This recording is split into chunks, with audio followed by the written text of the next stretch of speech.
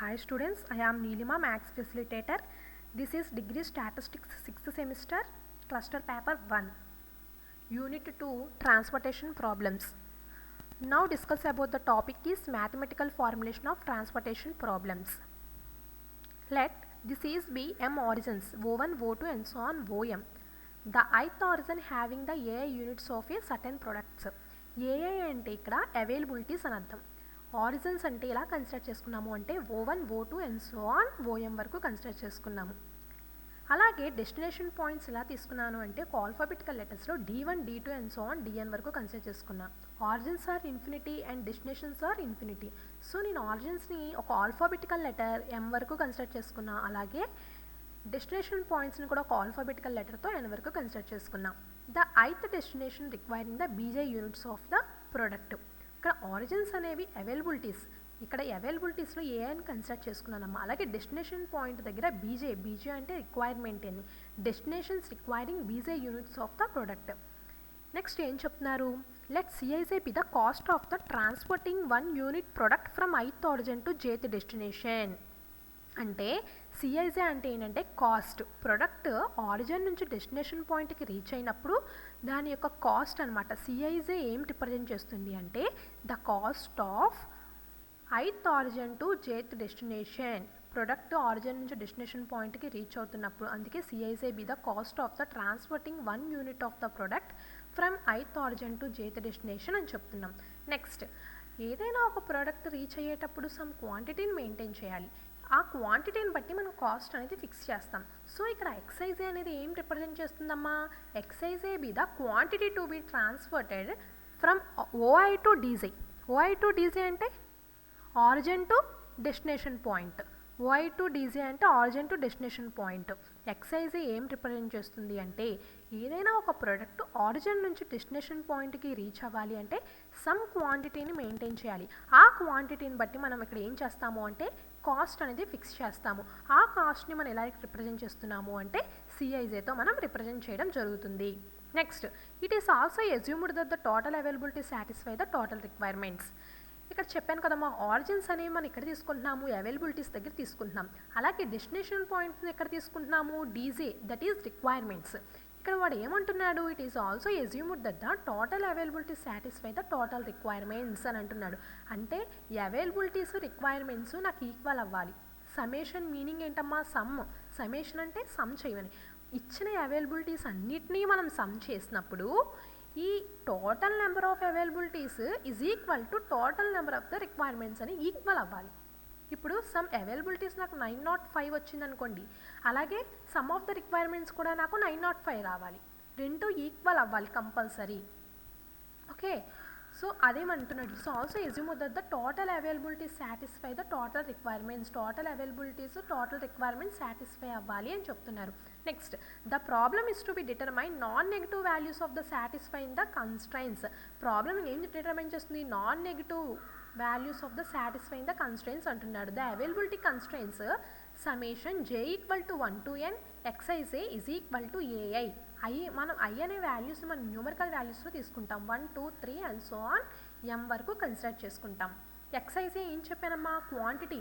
The availability of the constraints summation j equal to 1 to n xij is equal to ai.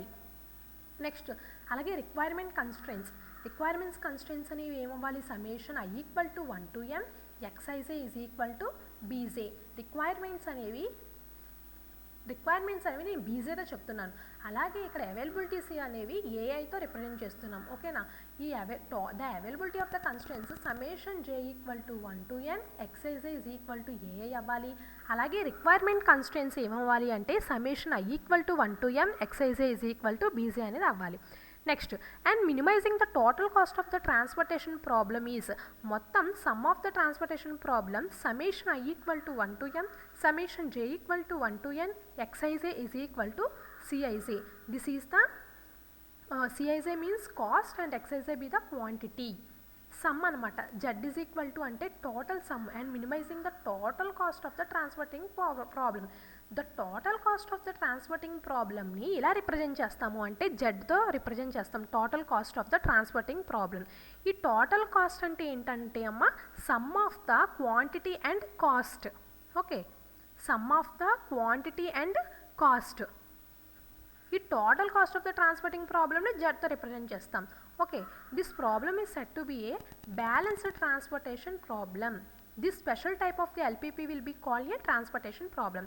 ఈ problem ఏమంటారంటే ఇప్పుడు sum of the availabilities, total availabilities and sum of the total requirements ఈ రెండు equal satisfy అయితేనే మన balanced transportation problem అని చెప్తాము.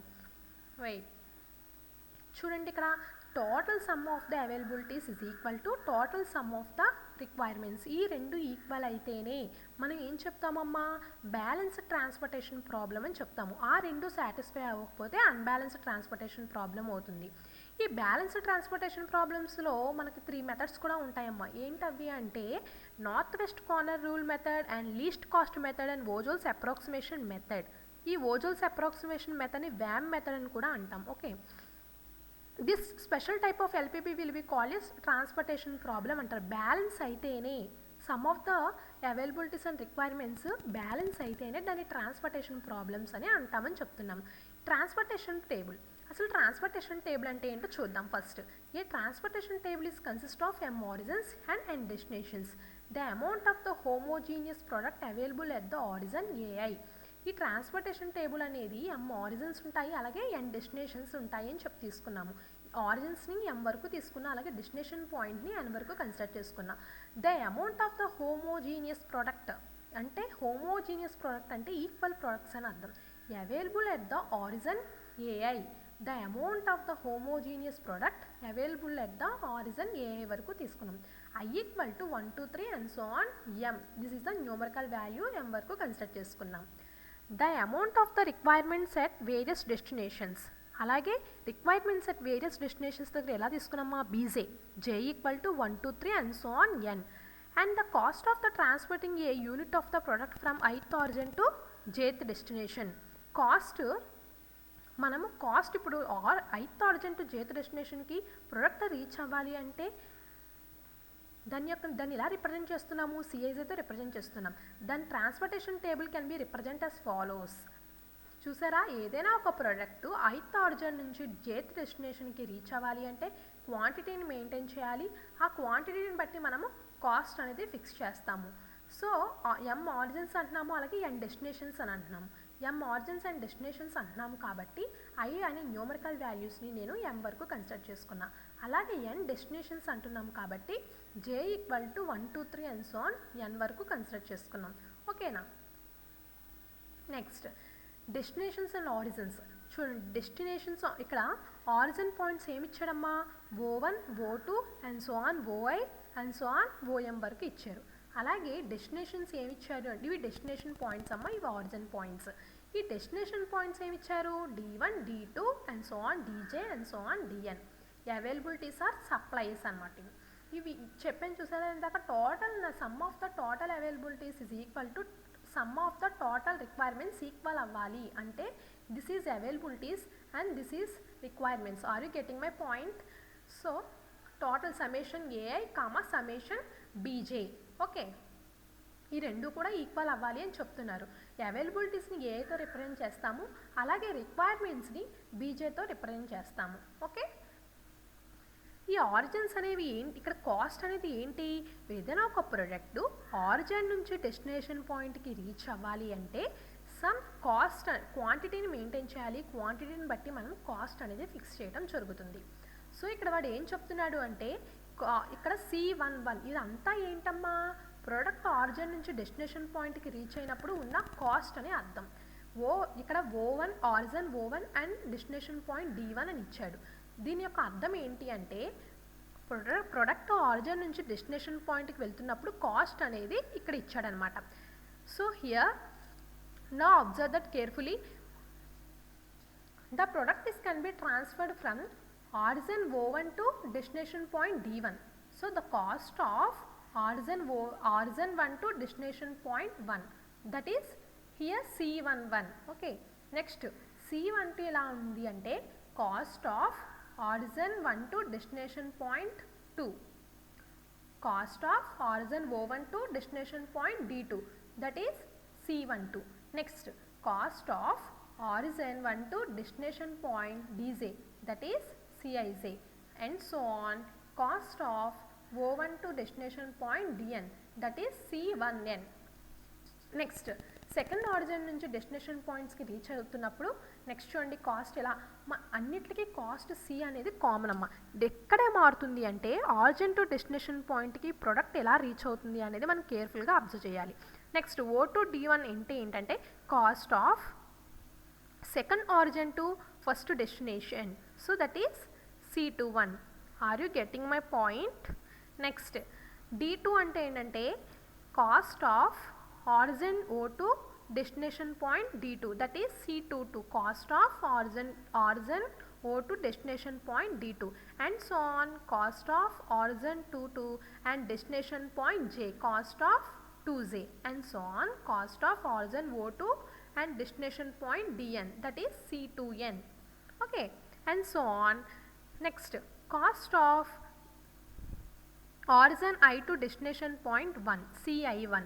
Next cost of origin I to destination point D2, that is CI2, and so on. Cost of origin I to destination point DJ, that is CIJ, and so on. Cost of origin OI to destination point DN, that is CIN. Okay, next cost of origin OM to destination point D1. Next cost of origin M to destination point D2, that is CM2, and so on. Cost of origin OM to destination point DJ, that is CMJ, and so on. Cost of origin OM to destination point DN, that is CMN. Okay, ఇవంతా కూడా product origin నుంచి destination పాయింట్కి వెళ్తున్నప్పుడు cost అమ్మ. Availabilities, ఈ availabilities మనకు ఇప్పుడు some for example that is requirements, this is supplies. అంటే మనం ఏదైనా ఒక కాస్ట్ని మనం ఏదైనా ఒక ప్రోడక్ట్ను ఆరిజిన్ పాయింట్ నుంచి డెస్టినేషన్ పాయింట్కి రీచ్ అవుతున్నప్పుడు ఖచ్చితంగా అక్కడ మనం ఏం మెయింటైన్ చేయాలమ్మా, కరెక్ట్గా అవైలబిలిటీస్ ఈక్వల్గా ఉండాలి, అలాగే రిక్వైర్మెంట్స్ కూడా ఈక్వల్గా ఉండాలి. ఫర్ ఎగ్జాంపుల్ మీకు ఏం చెప్తున్నాను అంటే మ్యాంగోస్ తీసుకుందాం. 10 మ్యాంగోస్ తీసుకున్నట్లయితే నా యొక్క రిక్వైర్మెంట్ ఏంటి, 10 మ్యాంగోస్ అనే రిక్వైర్మెంట్గా తీసుకుందాం.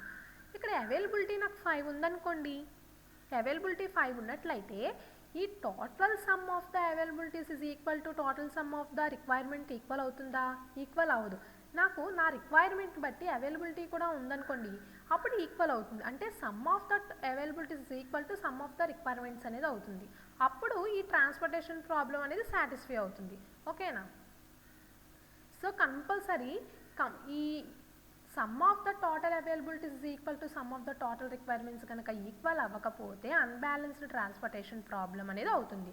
సో కంపల్సరీ ఏమవ్వాలి, ఈ రెండు కూడా అవైలబిలిటీస్ అండ్ రిక్వైర్మెంట్స్ అనేవి ఈక్వల్ అవ్వాలి అని చెప్తున్నాం.